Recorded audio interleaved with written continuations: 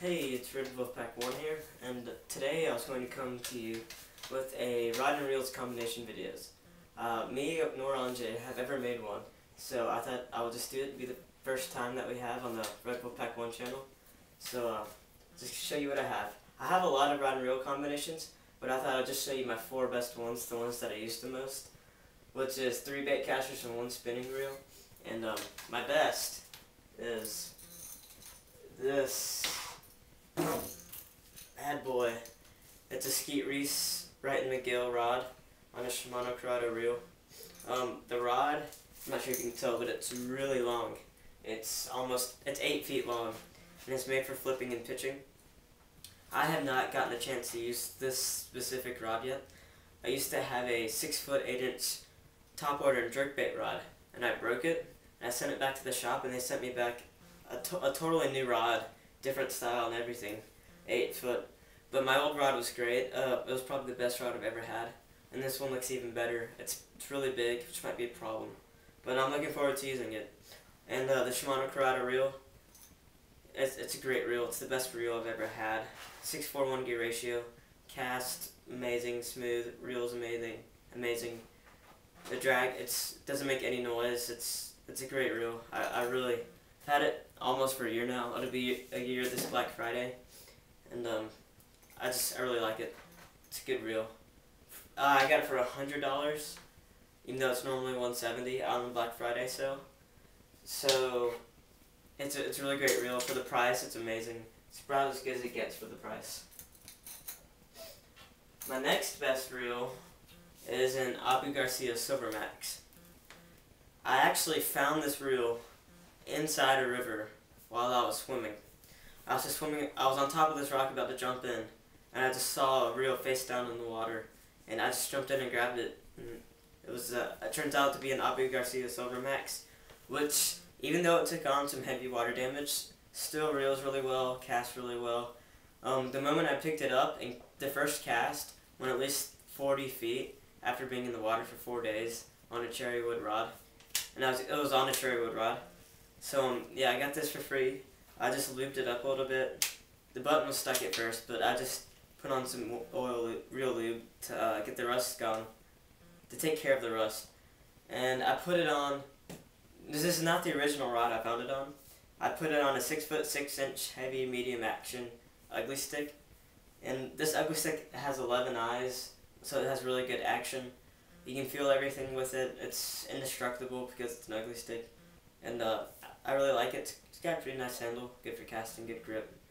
It's a really solid rod for pretty cheap. I think it's like $30-40, and I would really recommend this rod actually for somebody looking for something cheap that's good. And this reel, it's a pretty solid reel, even though it took on heavy water damage. And I'd really recommend the Abu Garcia Silver Max because like I said, it's still working really well and really surprises me. So yeah, that's my second best combination. Abu Garcia Silver Max on a ugly stick rod. My third best combination is the same exact rod, same height, same action, same everything. But instead I have a Kevin Van Dam Quantum reel. The reel I think is a little overpriced because you're paying for the Kevin Van Dam name, but I got it half off at Bass Pro Shops on a Black Friday sale again, and for $50 it's a really great reel. It just held up really well for about the first year, but it went through a lot of wear and tear with me. So I mean, it's still a pretty good reel. It just makes a lot of noise now. It doesn't reel smoothly. It still casts pretty well and resists backlash, and I'd still recommend it. It's got 10 bearings, which is pretty good for casting. The only thing I don't like is the flipping or pitching. I'm not crazy about how it's on the side, and I'm actually not crazy about reels that have them, because I feel that reels that have them are pretty cheap, because they try to put on cheap buttons to attract people to buy them. And I think that, like my Shimano Curado does not have one. And I think that I tend to see the more expensive reels I see don't have these. That's the one thing I don't like about the Silver Max either, is because it has a pitching button. But besides that, those are both pretty good reels. I really recommend this one and the Silver Max. And on to my fourth and final reel. It's just a cheap little Quantum spinning reel, ultralight, on a Shakespeare rod, probably about 6 foot high. And it is collapsible, which is easy because I can like carry it to school when I'm fishing, take it in the creek, just put it in the back of the car. And I like that the reel's so light and the rod's so light, but I can still throw bass. And I just loosen the drag and I can still fight a 3 or 4 pound bass.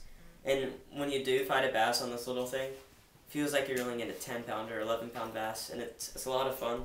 You can also catch bluegill and they still put up a fight. Because it's a lightweight, you can still cast tiny lures, bluegill lures, crappie lures, and it'll still cast pretty far, which is nice. And you can still hold about 70, 80 yards at 10 pound braid. So it's altogether a nice little combo. I really enjoy ultralight fishing, creek fishing, bluegill fishing. It's a lot of fun. So those are my 4 best rods and reels. I'd recommend all of them to anybody that's looking for something. And it's Red Wolf Pack 1. We will be fishing Lake Okeechobee next week, so I have to take a look into that. And we'll get back to you with more action. Red Wolf Pack 1.